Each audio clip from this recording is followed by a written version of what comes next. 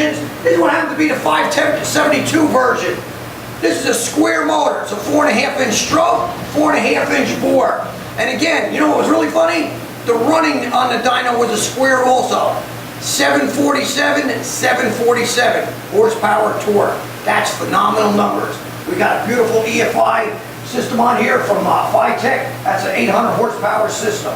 All great pieces in this motor. You can check it out. AFR head, Big M dart block, full rotating assembly, forge. All the good pieces that you want in a motor. Hey, you're looking for something? Give us a call. 1-800-267-3940. The proof is in the performance. Thank you. How's that?